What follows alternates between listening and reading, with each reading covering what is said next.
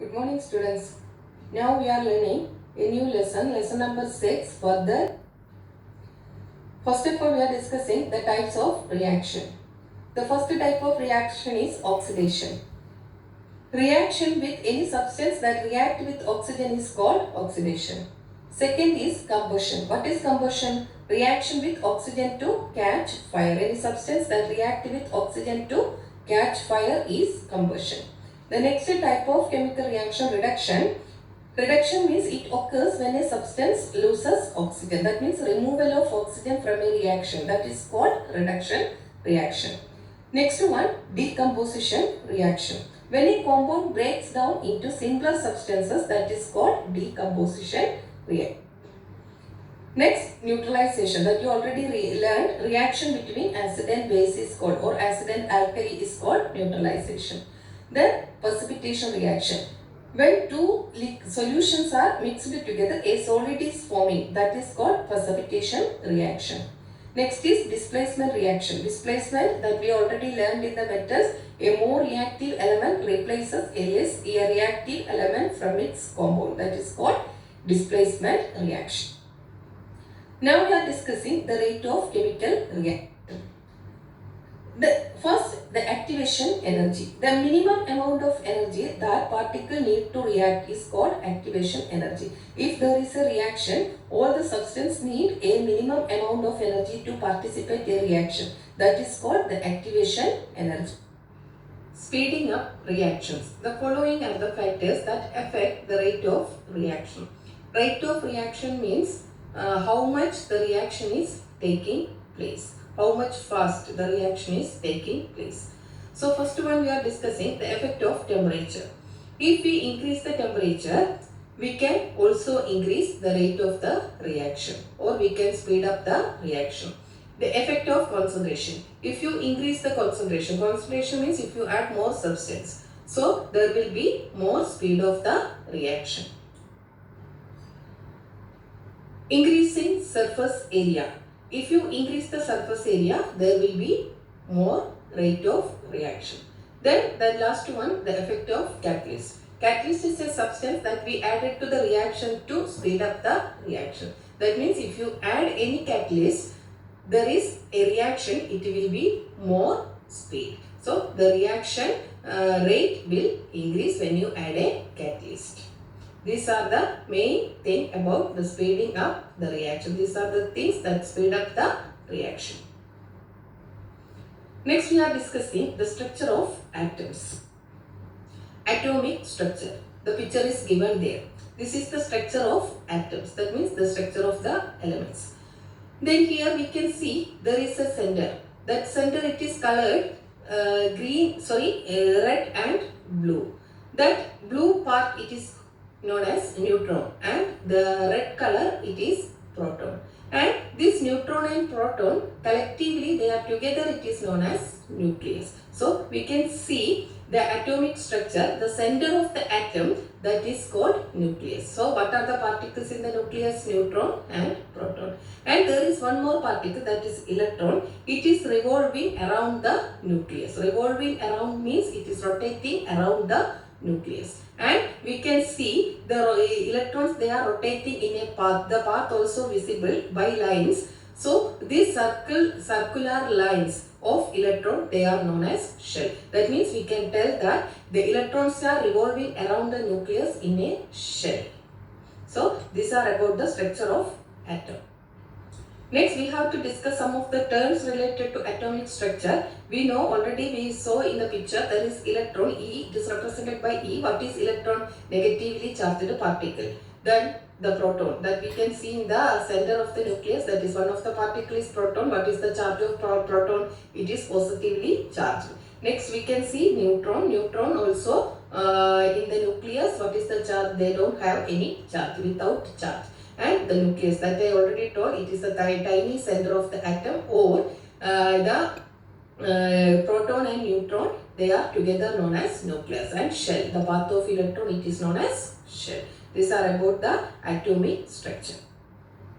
Next, we have to discuss about atomic number and mass number. So atomic number means it is the number of protons. How many proton is present in an atom, that is called atomic number.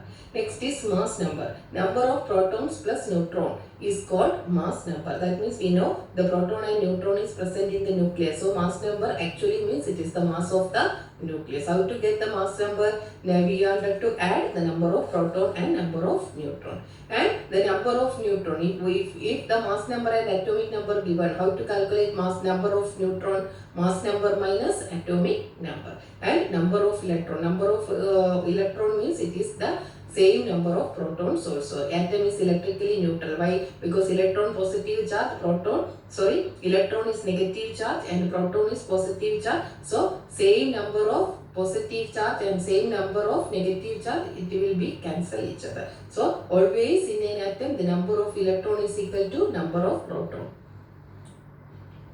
Next, the periodic table. The picture of periodic table are given here. We can see that the elements are arranged in the periodic table. So these elements, how they are arranged? They are arranged in the increasing order of its atomic number. I told you already, atomic number means it is the number of proton. So increasing atomic number, they are arranged. That means the first element, it is hydrogen. We can see here by yellow color, the first one in the left side of the periodic table. First element is hydrogen. That is its atomic number is 1. The next element it is helium and its atomic number 2, and the next element is lithium, its atomic number 3. That means it is increasing order of atomic number. And we have to remember something about the periodic table. That is the first one, the periods. What is periods? In the periodic table, the horizontal rows are called periods. It is clearly given here. The horizontally arranged elements, they are called rows, and they are known as the periods. And the vertical columns that we can see here, the vertically arrangement of elements, they are known as groups. And how many groups and how many periods are there in the periodic table? 8 groups and 7 periods. All the periodic table, they contain 8 groups and 7 periods. And we can also remember, we have to remember one more thing, the elements are classified as metals and non-metals. In the left side of the periodic table, it is arranged in metals. So the right side of the periodic table, the non-metals are arranged. Next, we have to learn something more about groups, and we know the vertical columns are known as groups, and this group and in the group, how many elements are present? That all the elements, they have same properties. Why they have same properties? Then they have same number of electrons in the last shell. That means one element is in the first group means they have 1 electrons. All these first group elements have 1 electrons in the last shell. If it is 2 means they have 2 electrons in the last shell. So last shell electron is determining the chemical property. So it has same chemical property. So now we are discussing some of the elements, particularly that is the alkali metal. First one, alkali metal. Which group elements are known as alkali metal? First group elements. And how many electrons they have in the last shell? They have 1 electrons in the last shell. Next is halogen. Which group is known as halogen? 7th group element. And how many electrons they have? Halogens, they have 7 electrons in the last shell. Then noble gases. Which group is known as noble? 0 group. 0 group or 8th group. Some periodic table, it is represented by 8th group.